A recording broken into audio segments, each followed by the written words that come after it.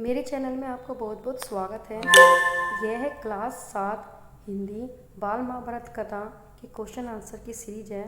अध्याय 24 विराट का वर्ण। इससे पहले मैं क्वेश्चन आंसर कठिन शब्द करवा चुकी हूँ, तो आप वो जाके डिस्क्रिप्शन बॉक्स में आपको लिंक मिल जाएगा, आप जाकर देख सकते हो। यदि आपको पार्ट की रीडिंग करनी है तो 37 तक कंप्लीट है, तो आप जाके वो भी देख सकते हो। साइंस की जो सीरीज़ है उस 5th चैप्टर तक मैं करवा चुकी हूँ। एसिड बेसिस और साल्ट आप जाके देख सकते हो। अब ये कंप्लीट हो जाएगी बाल महाभारत कथा, तो इसके बाद मैं आपको मैथ स्टार्ट कराऊंगी, तो वो भी आपके लिए काफ़ी बेनिफिट होगा। यदि आप मेरे चैनल पर नए हो तो चैनल को लाइक से और सब्सक्राइब कीजिए। तो शुरू करते हैं अध्याय 24 विराट का वर्ण। सबसे पहले कठिन शब्द है शोकातुल। शोकातुल का मतलब शोक से व्याकुल होना। असल में वास्तव में सबसे पहले विराट की चिंता का क्या कारण था। विराट का जो पुत्र उत्तर कौरव की सेना से युद्ध करने के लिए गया था और वह भली भांति जानता था कि वह उसका मुकाबला करने में असमर्थ है, यही विराट की चिंता का कारण था। विराट कौन था कि जहाँ पे पांडव ने अज्ञातवास के 1 साल को पूरा किया था इसी के राज्य में, तो ये विराट वो था।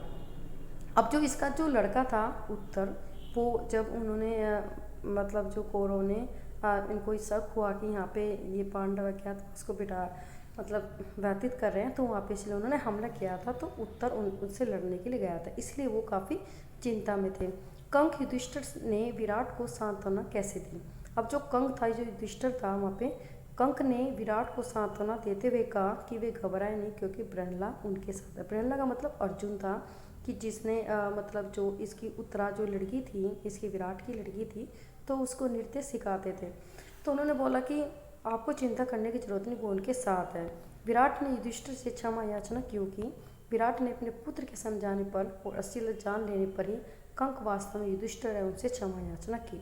फिर चौथा क्वेश्चन है इसमें, विराट ने अर्जुन के समक्ष क्या प्रस्ताव रखा।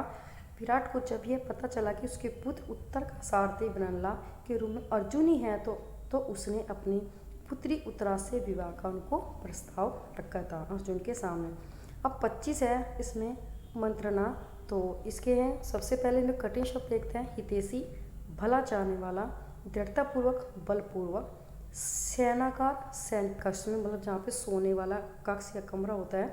पद प्रदर्शक का मतलब मार्ग बताने वाला। पार्थ प्रथा पुत्र अर्जुन। पात्र का मतलब होता है प्रथा। प्रथा कौन थी, कुंती थी, जो कुंती का नाम सबसे पहले प्रथा था, तो इसीलिए इसको पार्थ बोला जाता है, मतलब प्रथा का पुत्र पार्थ। दिल, अब दिल बल्य उछलना मतलब काफ़ी दिल बल्ले उछलना मतलब काफ़ी खुश होना, तो इसका अर्थ इसमें नहीं है, तो हम बताते काफ़ी खुश होना। पहले क्वेश्चन है इसमें, प्रकट होने के बाद पांडव कहाँ रहने लगे थे।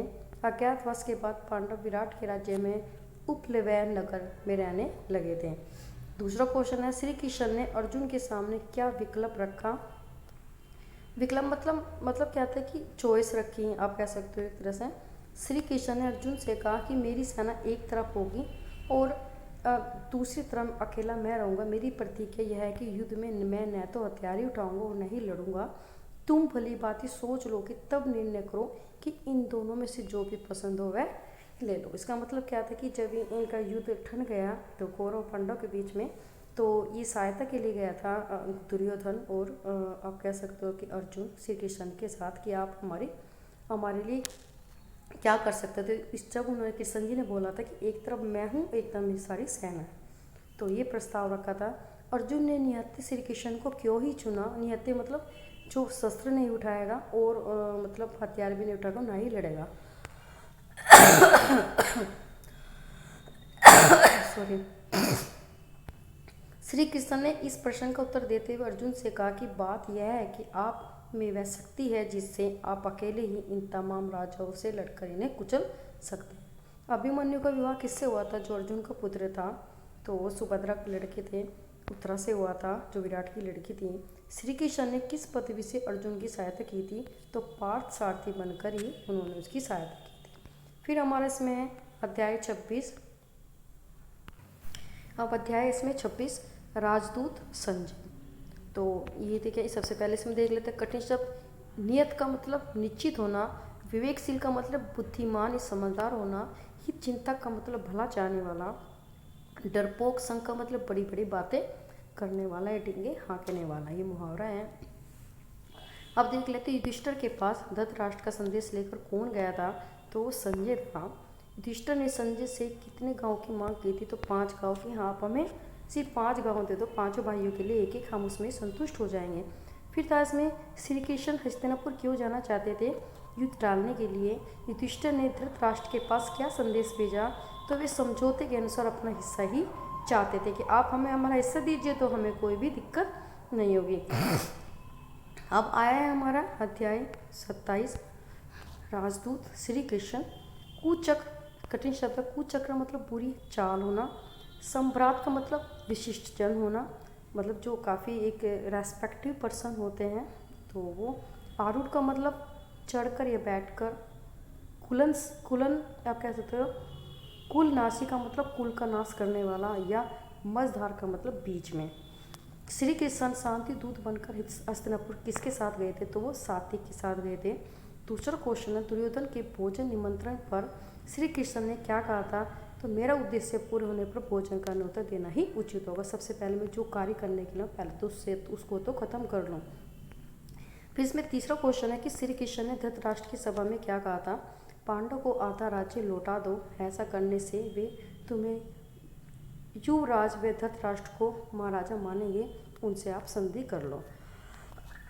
अब इसमें है अध्याय 28, पांडव और कौरव की सेनापति।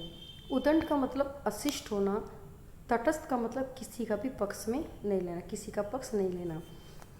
फिर इसमें क्वेश्चन है पहला, पांडव सेना के साथ नायक कौन थे, उनमें से सेनापति कौन बना। पांडव की विशाल सेना के को 7 हिस्सों में बांट दिया गया। द्रुपद, विराट, धृष्टद्युम्न, शिखंडी, सात्विक, चैकितान, भीमसेन आदि 7 महारथी ने इस 7 दल के नायक बने, और जिसमें धृष्टद्युम्न को सेनापति बनाया गया। दूसरा क्वेश्चन है कि जो भीष्म के सेनापति बनने पर कर्ण ने क्या निर्णय लिया। कर्ण ने निर्णय लिया कि भीष्म के मारे जाने के बाद ही वह युद्ध भूमि में प्रवेश करेगा और केवल अर्जुन को ही मारेगा। तीसरा क्वेश्चन है, 18वें दिन में कौरव सेना के कौन कौन से सेनापति बने। 18वें दिन में कौरव सेना के 4 सेनापति बने। पहले थे 10 दिन भीष्म थे, फिर 5 दिन द्रोण रहे, और 2 दिन कर्ण रहा, और 1 दिन शल्य सेनापति बना।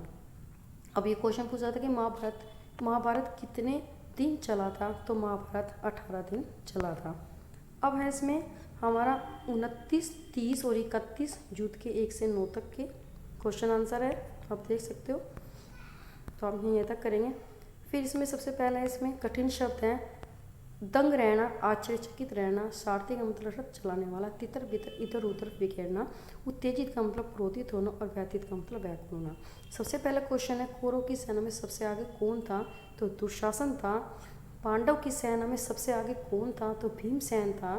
चौथे दिन युद्ध में धृतराष्ट्र के कितने पुत्र मारे गए, तो 8 पुत्र मारे गए थे चौथे दिन। घटोत्कच कौन था, घटोत्कच भीम का पुत्र था। 5वें दिन के युद्ध में क्या विशेषता रही। 5वें दिन के युद्ध में अर्जुन ने कौरव सेना के 1000 सैनिक मार दिए। कुमार संघ कौन थे, तो अर्जुन का पुत्र था कुमार संघ। इरावन कौन था, अर्जुन के विवाह करने से उत्पन्न पुत्र था। और 9वें दिन का युद्ध पराक्रमी कौन कहलाया, तो वो भीष्म पितामह कहलाया। तो अभी आप यहाँ तक करते हैं, तो आगे वाले हम फिर 32 चैप्टर के बाद के क्वेश्चन आंसर करेंगे। तब तक के लिए अपना ध्यान रखिए, और thank you for watching and take care.